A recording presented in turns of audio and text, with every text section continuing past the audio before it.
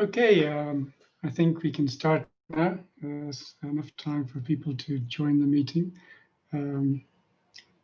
Okay, so I'm currently sharing my slides for CPS and sustainability.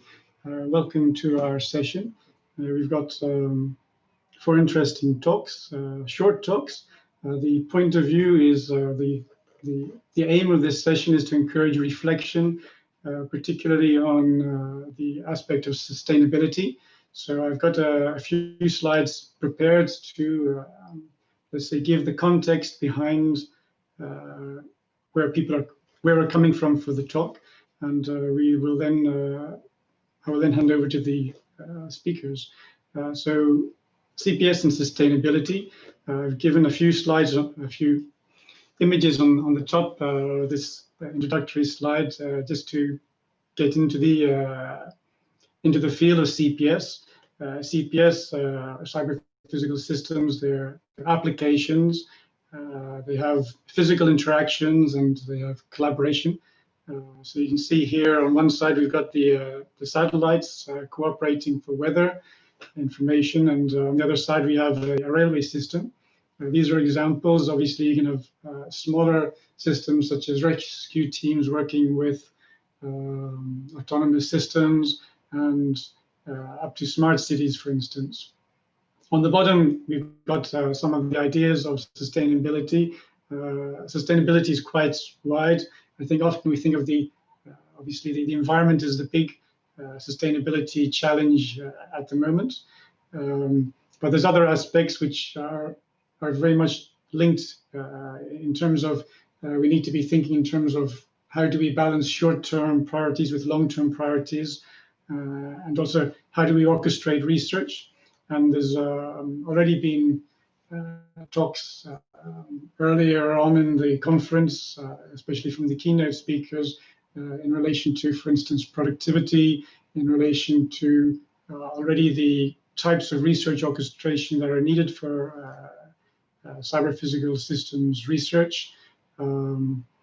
Obviously, we've got this aspect of how do we transform the economy, and this is, of course, taking into account the long-term value generation, and also new types of business models. This is going to be very important for addressing some of the sustainability challenges. Okay, so over to the next slide. This is you can say a condensed form of a CPS of the environment. I'm not going to go into all of the details, but it's to give an idea of the different communities that are coming together that are required to produce a cyber physical system.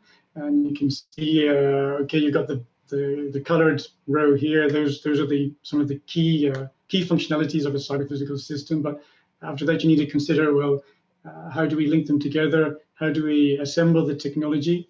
Of course, we've got the technology domains such as AI, IoT, SOS that are contributing communities.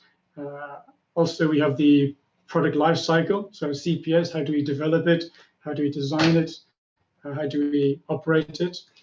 And then there's the society concerns. So obviously, we're talking about the environment. We're talking about regulation to ensure safety.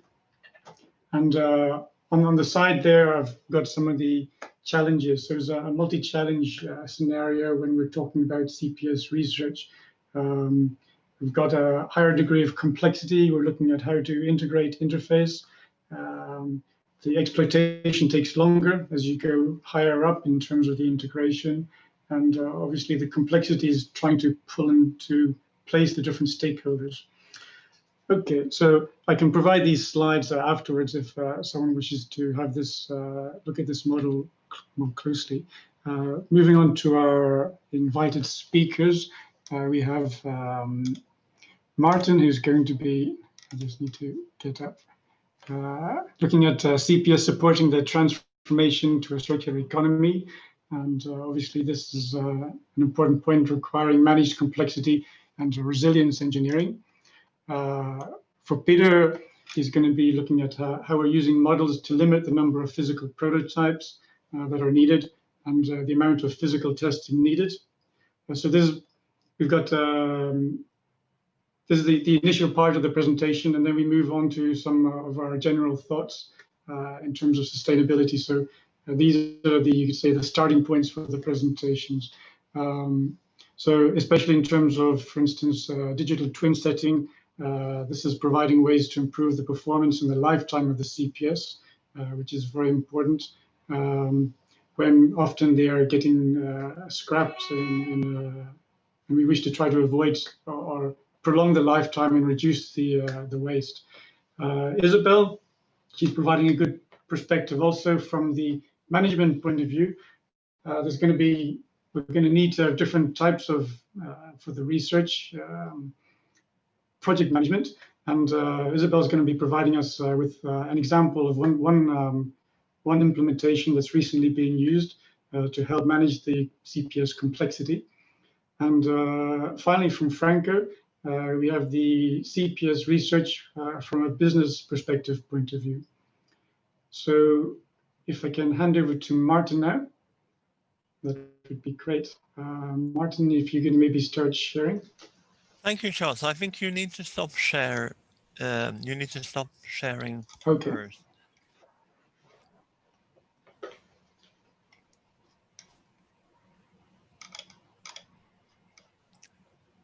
Can you see my screen? Yes, perfect. Okay. Thanks a lot, Charles, and it's a pleasure to be here. So I would like in this short time to give you a couple of perspectives on CPS and sustainability. And yeah, let's start. So what are the challenges we are facing right now? I think we're all very aware of them. We have a pandemic that has shown vulnerabilities to our systems. We have an upcoming recession. We have climate change and other sustainability related challenges. And we are part of a socio-technical paradigm shift at the same time. And all of this, as I think Charles already alluded to, obviously requires both industrial and also societal transformation. And in doing that, obviously, we would like to leverage our new technologies and systems to help address some of these challenges. So when going to CPS, I wanted to give you a brief view on how I see that. So as we know, I think we would all agree we are part of another socio-technical shift, and this is very well mirrored by new terms coming around and the trends of smartness, automation, connectivity, electrification that happens in essentially across all domains. These terms, in my view, reflect different perspectives to the same socio-technical shift. With CPS, as it was coined in 2006, there is some confusion, and that has to do with the partly due to the etymology of the terms. So for cyber, there is at least a dual interpretation. On the one hand, the colloquial one, computers, on the other hand, the origin of the word from Greek as feedback systems. In my view, future CPS will largely incorporate all these things. So I think the important thing there is to look at what is the impact of this and what do we need to do. So in the original definition, we have CPS as an integration of computation, networking, and physical processes. And as we know, this is not new as such, but we are seeing integration of new technologies and new scales, providing entirely new capabilities. And in particular, for the sake of time, we just like to emphasize that with CPS, we are integrating capabilities of physical systems, of software systems, and of data and AI-driven systems. And this combination is really what provides the new scale of capabilities. And then, of course, we have humans, which we don't want to eliminate. entirely that are always part of the loop. So perhaps we should always be talking about human CPS or human-centered CPS. And we are integrating these systems, as I think Charles also really alluded to, at different scales and different dimensions. We are essentially putting robots on the streets from being encapsulated to in new uncertain complex environments, and we have the business model evolution and we have these new opportunities and risks, and we want to leverage that towards sustainability. So in a very abstract sense, when we talk about CPS, they provide these physical software and database capabilities, meaning that we can, of course, on the cyber side, we can gather, store, we can have increased awareness, we can do prediction, for example. But we can also, on the physical side, for example, through additive manufacturing, actually create physical systems. We can generate software systems. We can deal with energy. So it's both about the physical and the cyber side. And of course, we have this collaboration dimension. So how can we leverage that? At the top level, of course, we can be very creative and innovative and look at, for example, the critical aspect for humanity on carbon dioxide and see how we can remove or reduce it.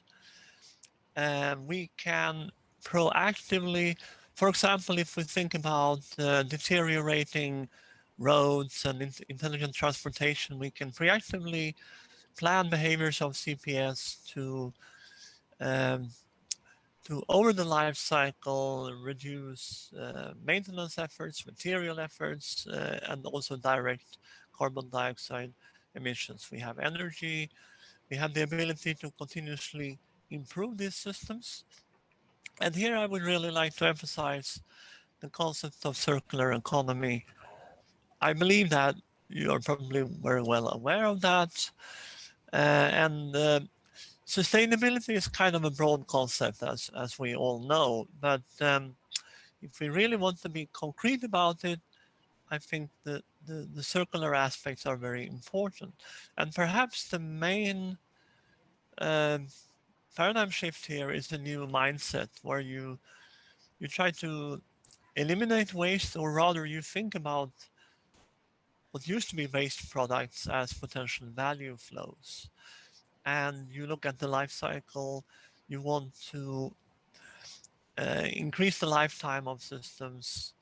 And this is often, as Charles also mentioned, related to new business models. And this is already happening.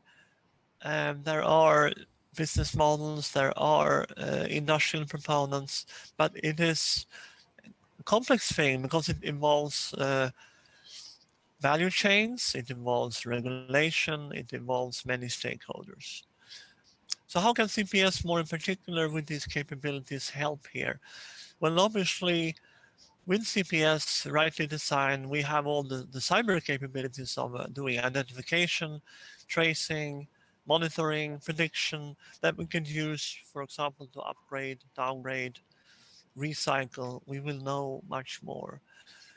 Often coming along with service-based business models and, for example, extending to the life cycle with manufacturing spare parts on demand. In addition, circular economy and industrial electronics embedded systems, we are filling the world with electronics, batteries. We need to be very careful in the way we do that and look at the sort of footprint of that and to have a way to reuse, take care of the electronics, and that is distributed everywhere. There are also good ways. The CPS also provides capabilities for that if we design them in the right way, including through modularity, upgradability, and diagnostics. And in order to do that, we need to manage the complexity of the CPS that we are deploying. CPS complexity has many facets we can talk about. Structural, behavioral complexity, for example. But basically, this means that it's very hard to predict, even for a modern car. at the border of what we can manage in terms of our human brains, even with the support of the computer systems we have. And now we are putting this together. So we really need to look carefully at how to do that. And a couple of takeaways there is that especially perhaps with the cyberspace, it's all too easy to come up with things that become too complex. When we develop software, we are leveraging, using increasingly complex platforms, libraries, very complex software stacks, and what have you. So reducing complexity, looking at complexity, awareness of complexity is extremely important. I wanted to just give you one example of that, which I think is a very good example, very learning example. I had the opportunity to meet Phil Shepard, commander of the first International Space Station. And do you know the story about the toilets of the International Space Station? Perhaps not. There were two bids, American toilets and Russian toilets. The American toilets were extremely advanced, lots of electronics and software. The Russian toilets were simpler, more of a physical nature. Today we find Russian toilets in the space station. And the reason was that the US toilets were sort of over-engineered. They were too complex. They were extremely hard to maintain up in space. The Russian ones were modular. This is I think, a critical example to think about.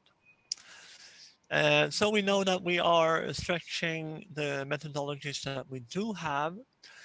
There is a lot of research and also systems engineering looking for these new methods.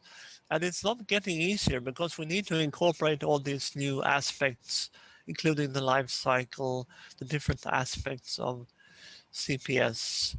And that, I think, leads in several directions, but one of them being that we really need to have a marriage between humans and AI systems to use the best of our strengths to have new types of systems, combine human AI systems that can deal with this complexity. And this really requires stronger multidisciplinarity and socio-technical efforts involving many stakeholders. This, I believe, yeah, and before concluding, in embarking on these new methodologies and also relating to the multidisciplinarity and socio-technical efforts, I've had some recent interactions with people from socio-ecological systems. And it turns out that they have a long history and tradition of working with resilience, which of course is not a new concept in engineering, but possibly they have a longer history of doing that. And with resilience, they go far beyond robust systems. They talk about learning, adaptive systems. They talk about governance. And I think there are some good lessons to learn here that should be combined with, for example, CPS and systems engineering principles. And with these words, I would like to wrap up. And reflecting from the university side, we have the challenge of all this knowledge. We need teams of people to collaborate. We talk about T-shaped engineers since the 90s. We also need T-shaped researchers with not just a deep knowledge, but the ability to collaborate with others. And with these words, I'd like to conclude and thank you for your attention. Great, thank you very much, Martin. Okay, so I suppose if you stop sharing now, we can have Peter up next. Yep.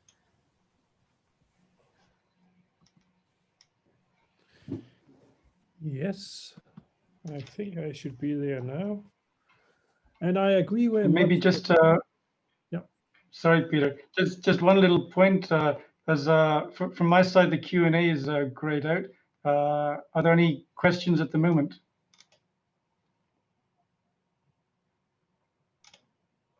Note that the attendees cannot speak. They have to write things. Yeah.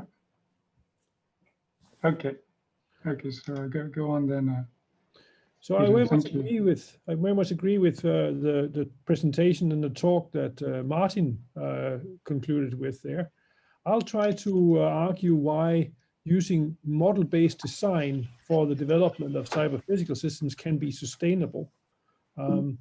In regards to this, it's also worth noting that I'm one of these T-shaped engineers, in the sense that I spent half my career in industry and now since 2005 in academia.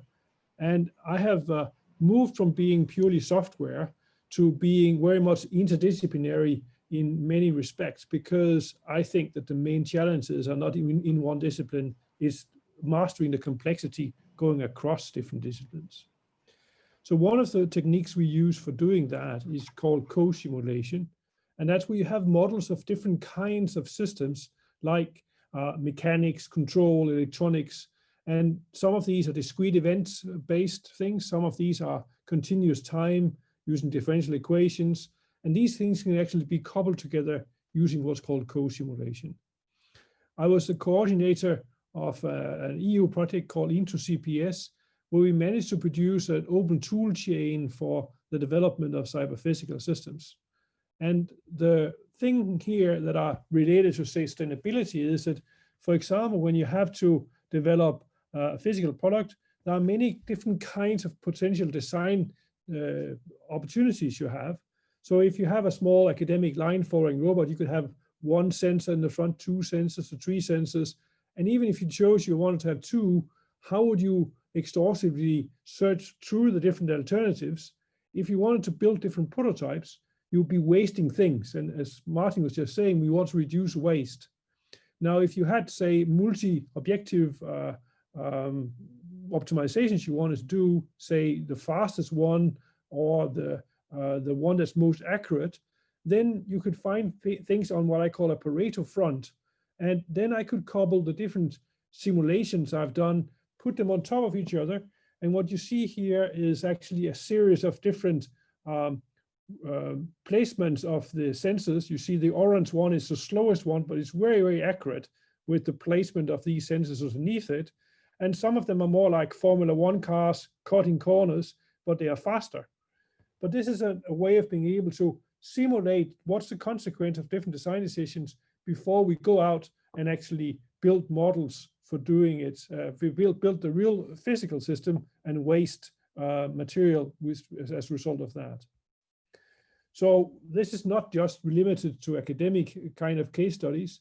What you see here is a agricultural autonomously vehicle, and this is able to operate on a field.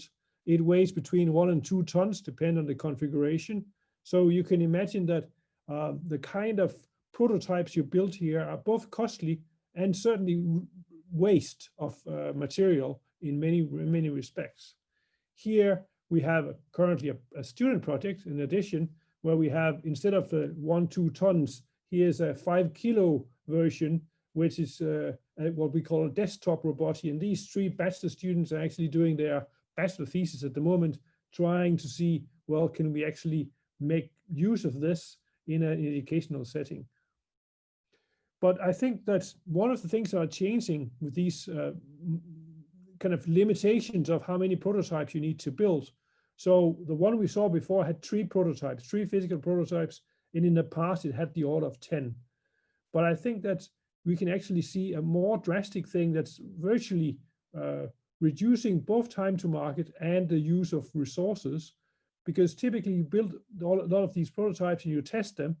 But what's happening is that when you try to do these models of both the cyber part and the physical parts, as Martin talked about, and you include game engines for visualization, you can actually experience a product before it exists.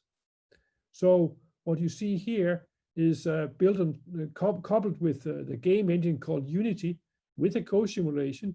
And here you see a small device, not a small device, quite a large device that's connecting from a ship to an offshore turbine, but it's compensating for the waves. So the man in the small casket there, he's standing still, And you can experience this using Oculus Rift glasses to see what's it like before we actually have waste material building it.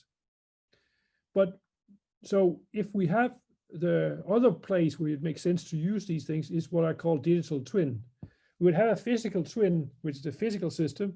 And if we have made models and we reuse the models from the engineering time of both the cyber part as well as the physical part, then we are able to feed the sensor signals and the actuator signals up to the digital twin. So we actually have a model of what's there with the live data. And because the environment in which we are operating, like the field we are driving on with a vehicle like the one we saw before, may be different than what we use in our modeling time, you may need to calibrate and update the multi-models that you have in your digital twin in order for it to be able to be reflection of what happens in the real world. But if you take all of the signals, both from the simulated things as well as from the real thing, and you put up monitors, you can use this to give decision support either to human beings in case we have human beings doing it, or autonomously in case we are moving in that direction. And then we can do the necessary updates at the digital twin level or deploy new software down to our physical twin in order to make sure that the physical twin can live longer. Then you can update things so it will stay operational for a longer time instead of scrapping it. Again, reducing waste. Currently, I'm the coordinator of a innovation action called HiPEAC, where we build a collaboration platform that supports model-based design. And essentially here, people can add model-based models and tools to this platform. And then there's a collaboration between different digital innovation hubs and then SMEs. So in case you have SMEs in the audience, you can actually get money, in total 3 million euros from the open calls. And the whole plan here is that this is a way to kind of lower the barrier to get started with this kind of technology. The most innovative part of this is what we call a sandbox, which means that we can actually, in a cloud version, be able to execute tools and models that are specific to normal operating systems. So instead of downloading the software, you can actually select a collection of different models and tools you want to use, and those ones you can actually work on together as you go on the web using this sandbox. So the open calls, three different kinds of them. The first one that we are have closed one for, which is to put things into this collaboration platform. We've had 21 winners of the first round. Second round is actually right now. And then later on, we're going to have abilities to actually try to use the assets that's been put into this collaboration platform to do experiments, application experiments, or to innovate at a later part in the project. So I hope that some of you will think this is interesting in the future. So the open call we have right now is closing by the end of November. So in case you're interested, please go ahead and go for that. So I wanted to kind of end up by kind of saying the key sustainability points that I have is that eliminate waste by limiting too many physical prototypes, limiting the number of physical tests necessary, and then try to use digital twins where we can make the products being valuable and for a longer period of time by reusing the models we have made in the engineering time. And then HiPEAC, the project there, limits the needs for local installations and lowering the barrier. So these are the main things I wanted to state in my part. So I hope that'll be interesting here or questions. Okay, great. Thanks very much, Peter.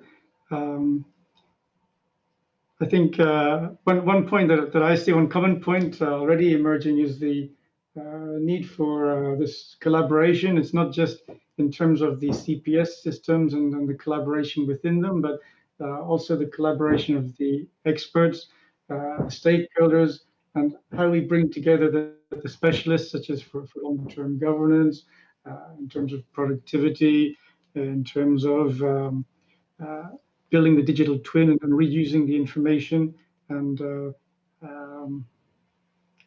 how should I put it, exchanging the information. I think this is always an important aspect when we have these, when we consider the community support actions, the communication comes into it strongly. So next up we have Isabelle. So I see, Isabelle, you've already got your slides sharing, so this is great. So I'll hand the floor over to you now. Okay, thank you, Charles. So I think, yes, it's good continuity of Peter and Martin, and I'm going to tackle the problem of sustainability in terms of complexity, multi-community collaboration management as we are at European level. And I will base my talk on one initiative I know quite well, is a Smart Anything Everywhere initiative, where UpCap that was just presented by Peter is also taking part of it. And I will illustrate how, as a research center of collaboration management project, we are kind of experimenting, we have a field of experimentation for the EC to try to find some sustainability answer of some of their questions. So, well, the Smart Anything Everywhere initiative was launched nearly more than 5 years ago by the European Commission, and the ultimate goal is to ensure that any industry in Europe, wherever situated and in a sector, any size, can fully benefit from digital innovations, having in mind that while you have well, in Europe, you have everything you need. You have research center, you have industry, you have academic, and you have lots of SMEs.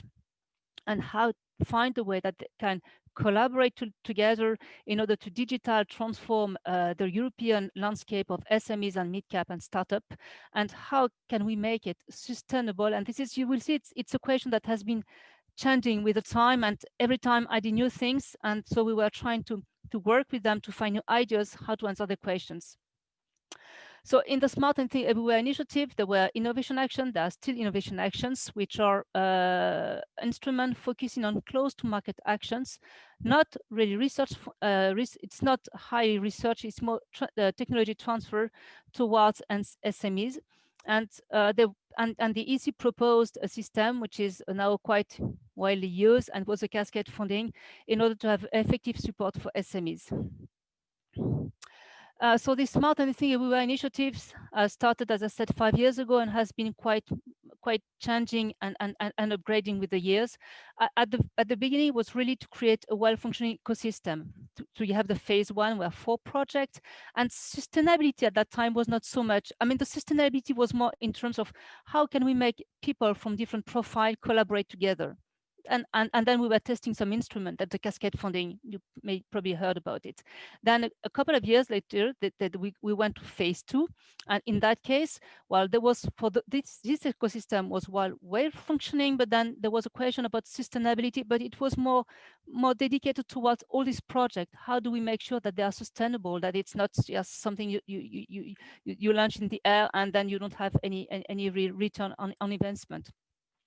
So we thought to target more sustainability in terms of project. And then there was also, how are these collaboration going to work together? But it was still more like an open question. And then you have the phase 3 of project, which has been launched this year. You have more and more project involved. So then a few things, elements were taken for grounded. Cascade funding, collaboration, it does work. But how do we go further into that collaboration within a project and also in between the project? And this was question raised, and every project is just trying with its own capacities to find some answers to those questions, experimenting new things. Sometimes it works, sometimes it doesn't work, and then it's kind of feedback we transfer to the EC that are really keen to look at the results and to see what they can grab for the future. And so I'm more going now to tell you a few words about what we did in a field of project was and is still directly involved in the coordination, which is the find of Project Gate 1 Euro CPS that were really part of the phase 1, where we started cascade funding and not cascade funding. FED for SA was more in the second part, and you also have DigiFed that has been now just launched. So what are the common base of all these projects? The consortium is made of very different partners: technology organization, university, big industry, now a DIH that were not existing at the beginning, and also the cascade funding project that are all supported by the startup, the SME, and the mid-cap. Also something which has now is quite common, and at least is making probably the problem of sustainability a bit more complex. It has to be cross-border collaborations. And while all is running through open calls, and just to give you an illustration, so far among this Euro CPS, FED4SA, and DigiFed projects, we have selected 80 application experiments, and the average cascade funding per company is around 55, 57 kilo euros. On the right-hand side, you can see that we tackle any kind of application domain, from medical, health, pharmaceuticals, or life science, smart connected digital manufacturing, transport, mobility, automotive. And then now I'm just going to focus a little bit more on DigiFed. So as I said, is the daughter project of Euro CPS and FED4SA. So we have been adding on ideas, good ideas, bad ideas, lessons learned, and feedback. This is, I think, also something you make something more sustainable. You learn from the past and you try to put it in your new project. So while the objective of DigiFed is to build a cross-border federation of EDIH to increase the digital maturity of European SMEs, as well as strengthening the high-tech SME ecosystem with CPS and embedded system. So we engage with all types of companies, whether they are low digital, high digital, and this is sometimes an issue, whether they are very small up to mid-cap. And on the other side, we also want to engage regional and national DIH and their corresponding authority. As you can see, it focuses on different kind of sectors, but especially try to go more further in the sectors where the digital technology are currently underexploited, like transport, construction, textile, food, and logistics. So, well, so DigiFed, as was the third phase, has to answer all these questions. While we need to be cross-border, we need, of course, to sustain to support any kind of SMEs. I would say high digitalized or low digital maturity. We need to work with RTO, academic, industry. We need also to be really cross-border, because European funding is more for cross-border collaboration, but we also, how can we be sustainable any further? How can we also engage, for instance, with the industrial fundings and with regional funding to try to find some other way to continue to live and not only to rely on one stakeholder? So for that case, DigiFed proposed 3 innovation pathways: the application experiment, only relying on DEC funding, and which has been quite used commonly with open calls where SMEs receive cascade funding, and so either they can work with a member, a partner of the consortium, or they can work with another SMEs. Then we're also brought on the place, and it's really experimentation, the digital challenge, where you work with industrial funding. So you have an industrial that has a technical challenge and has no answer, is already existing. So they open the challenge, said, well, we would like to solve this problem with that issue. Then we open it as an open call, and then you gather answers from SMEs, and then you select the pertinent one, and the funding that will receive is part from the EC, but also part for the industrial, who is really part of the question of the problem, and then part of the realization of the experiment. And then there's generic experiment that we are also trying, relying on regional funding. So in that case, it's more like you want really to attract maybe less digitized companies. So you have a technological brick you put on the table, and that interests a certain group of SMEs, and you try to recap and to collect the specifications, and then you go on, well, and then you gather a booklet of common specifications and to make some development for them to see whether it will answer or not the question, and whether they will be interested afterwards to go on working with a topic. And in that case, we're trying to bring the regional all together with us and to have some regional funding. So we are just starting. We know that the application experiment works quite well. Now I think it's quite well spread in many of the innovation actions, but then industrial funding and regional funding issue are different. I know that other projects are just starting to look for other initiatives and to try to work on other perspectives. So this is, as I said, we are experimenting, and every time we are just giving back the feedback to DC. Well, they can grab on it and they can continue working on it and add new things. So as I said at the beginning, we were just really starting testing the cascade funding. It works, then it was implemented. But then there was a question of sustainability of all these projects, individual project, or then more innovation management, business support, to add also stakeholders in the consortium was another issue, because then you can go on working with the sustainability of all these small projects. And then there was, okay, we have developed some very nice collaboration, but as I said, an innovation action is only 3 years. How are we going to work further than 3 years? So, and this is, I think still an open question to all the projects. It's very difficult issue to answer. So, as I said, all these innovation actions are gathered under the Smart Anything Everywhere initiative, which lasts much longer. So it first offers more visibility, longer term. It brings a nice place where we can work together. But even that initiative, well, how it's going to end up, how it's going to last beyond 2022, which is the normal end of the initiative. So we work on the sustainability. We try to work with all other innovation actions. Tricky problem. I think we have not the answer yet. As I said at the beginning, the EC was mainly the one supporting all these projects. It said, well, but we don't want to be the only one. I mean, you have to look locally with other actors how you can work on that. So it's why we are, at least in DG Fed, we are testing collaboration with regional funding, with industrial funding. I know that some other projects are trying to work on other design, I would say, on funding, to see how it can work even further. And then there's also, as also Peter mentioned, we have DIH working together, and how do you build on this networking? So now there's also reflection on how are we going to continue working, how can we share, how can we have more benefit from everybody. And well, of course, the EC is taking that. Well, they realize that cross-border, well, EC funding is needed, but you may also work with other funding locally, nationally. So how are we going to work together? And they're also building on new program that we are going to work with. But I would say we are experimenting. We have given back impact, feedback, lessons learned to the EC that use that to try to work, and we continue on working on that to try to make all this project and collaboration, very nice collaboration, sustainable for the future. And then, well, and that will end up my talk. Thank you so much. Great, thank you very much, Isabelle.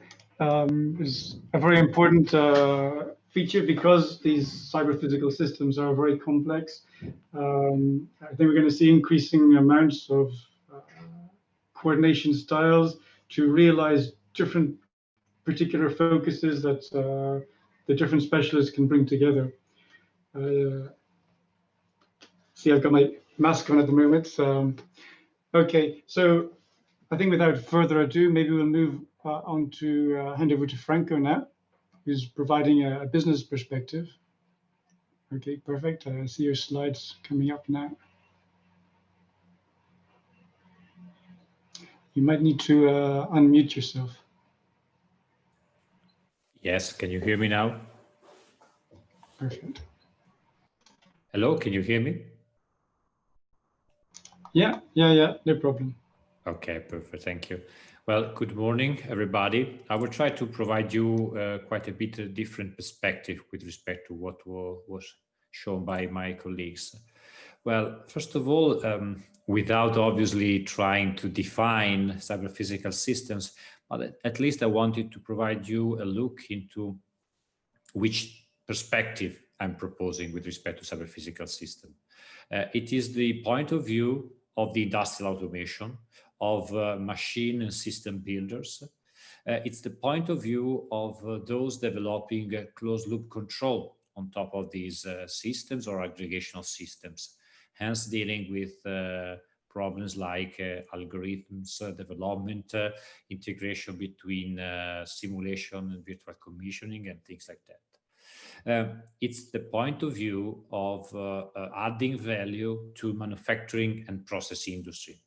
So we will see in a few seconds that sustainability must become the key principles for defining value for companies. And in this case, the reasoning is about how these companies can leverage business opportunities by the usage of CPS.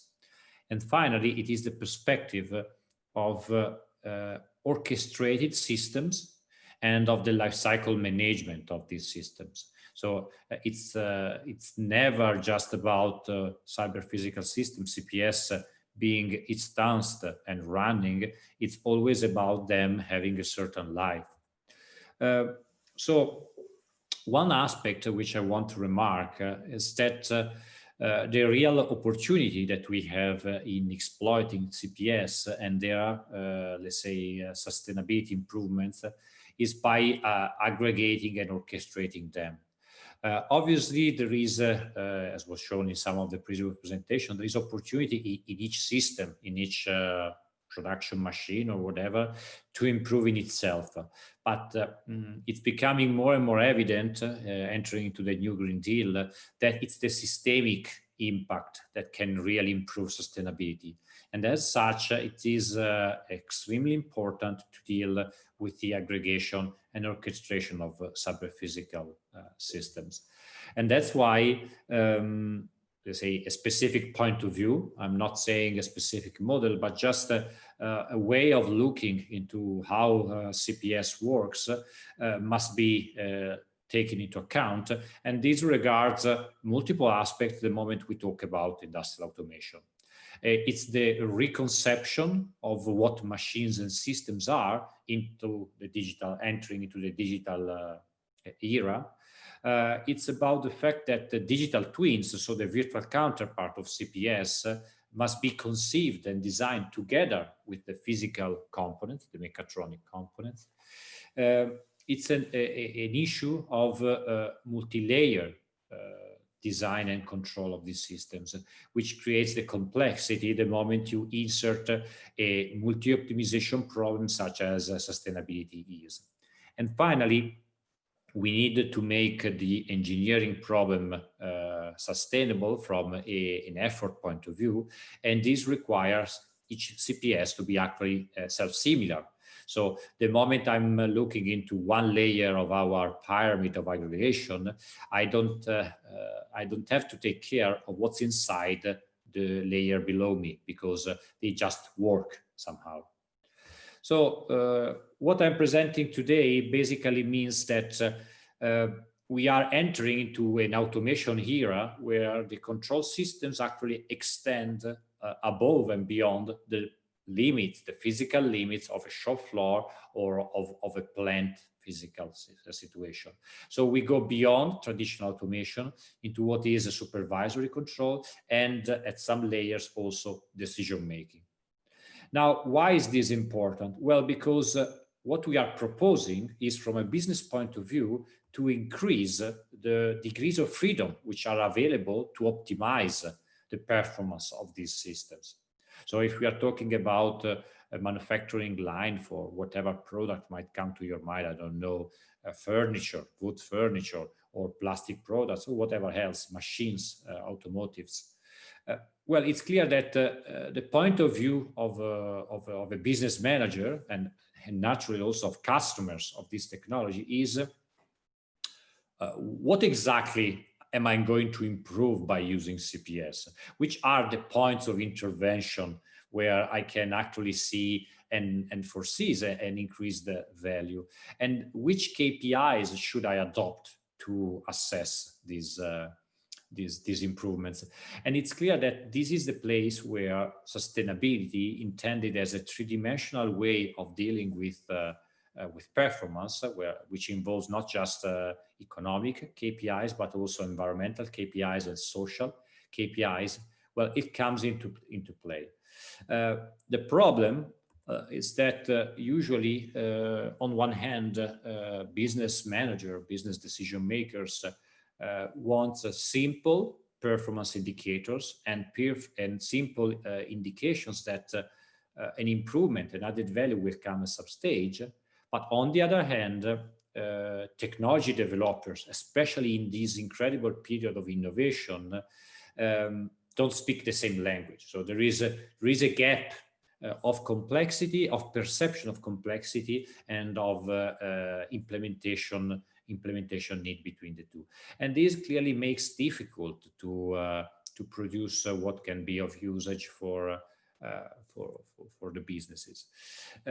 In the end, what we have to consider is that sustainability improvements will come only the moment we exploit the ongoing OT to IT convergence, which is just another way to talk about CPS, to include data that are relevant for sustainability performance measurements, like environmental data, contextual data, information about the life cycle of input and outbound streams.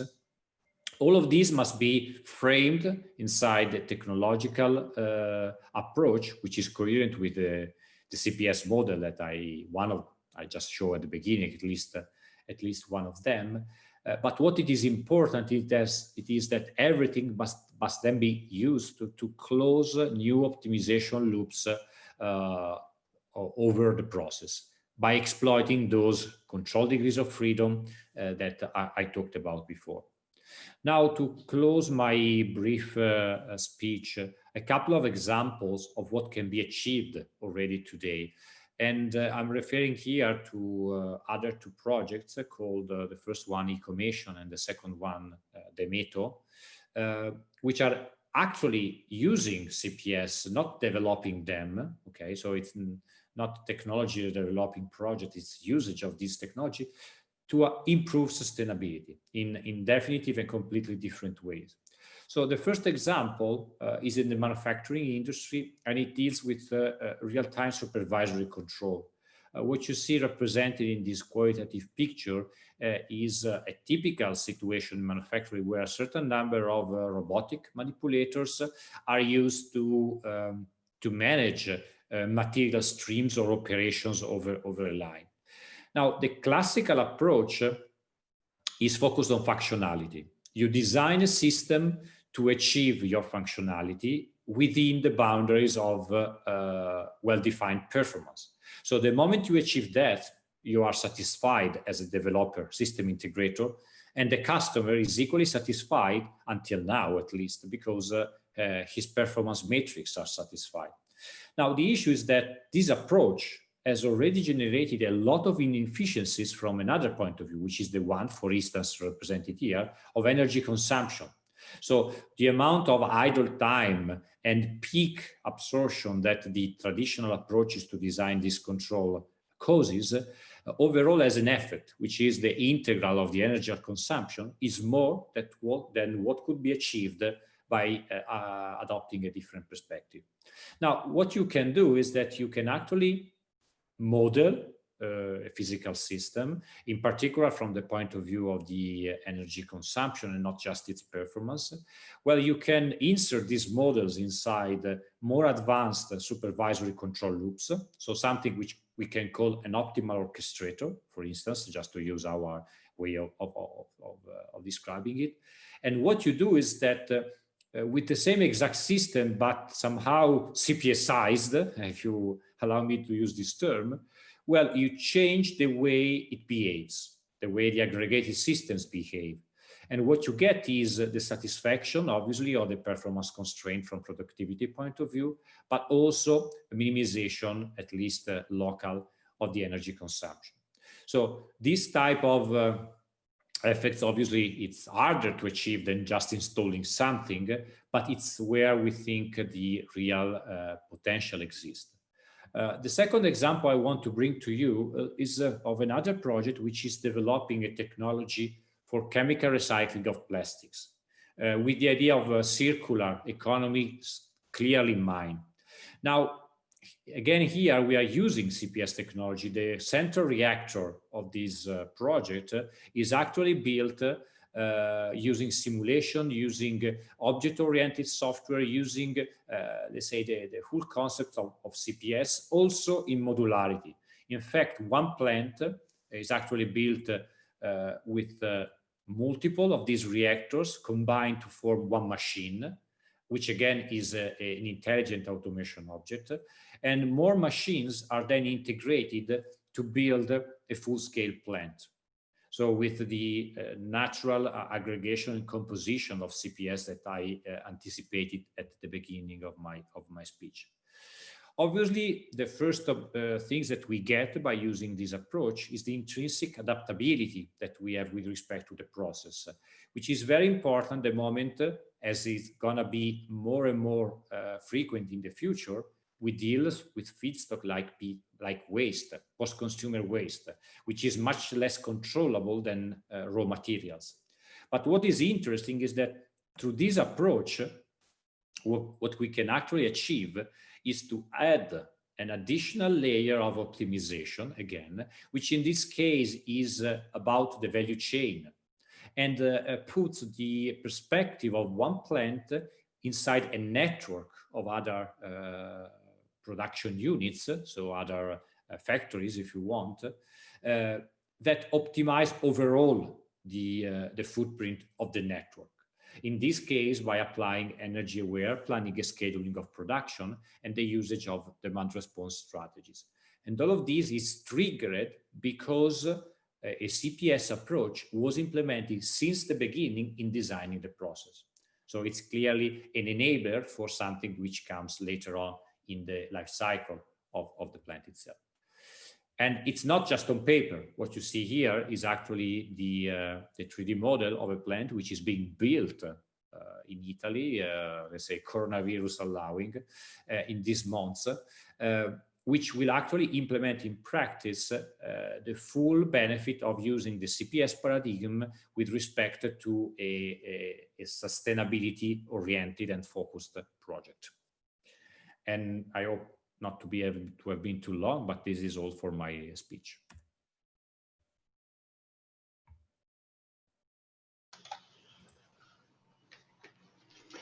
Okay, perfect. Thanks very much, Franco. Again, some very interesting examples provided there. I don't know if we've got any specific questions in the Q&A. I have to say, I really like the examples, specifically where you provided the fact that hierarchy are often looking for simple solutions when they have a complex situation, in fact, to manage. I think this is maybe pervasive in society, in fact, as this human nature to try to look for the simplest, to break things down into simple parts, to break things down. Even when we talk about silos, this is a way of managing complexity. We often talk about breaking silos currently, but I think in particular we need to be looking at bridging silos, especially, which again comes to assembling the technology, which again, Franco, you were talking about. And if we're not focused enough on the assembly of technology, it means there's going to be this bottleneck. So in the keynote this morning, we had a little short mention of the productivity paradox. And if we're looking at increasing productivity, encouraging technology transfer, a key part of this is how we're assembling the technology for the CPS. So again, it comes to the collaboration, to multi-specialist interactions. At the start, I mentioned, okay, we've got the sustainability of these complex research projects. Obviously, you've got the transformation of CPS so that they're, let's say, nature neutral, but also directly supporting a return to, let's say, carbon neutral, etc. aspects. And then the other point was the governance. And okay, this is, you can talk about the management of the projects, but also in terms of the balance between long-term decisions and short-term decisions. How do we change the business model so that we can benefit from the long-term value that's provided? Because there's a lot of research that's been done on this. It's clear that long-term decision-making can have good benefits, but how do the individuals that are making these decisions benefit? Because maybe they're no longer in the enterprise, in the particular company that makes the decision. So this is also a playoff on a societal scale. Okay, so I think we can wrap up there. Thanks very much, Martin, Peter, Isabelle, and Franco for these interesting presentations. And I think they provided a really good relation through, in fact, earlier talks that have been taking place inside the conference. So thank you very much, and I suppose bon appetit, and hopefully don't hesitate, I'm just speaking to the audience now, don't hesitate to get in touch if you want to interact a bit more on these particular topics, as I think it's going to become increasingly important that we have a focus here. Okay, thank you very much. Thank you, Charles. Thank you. Bye.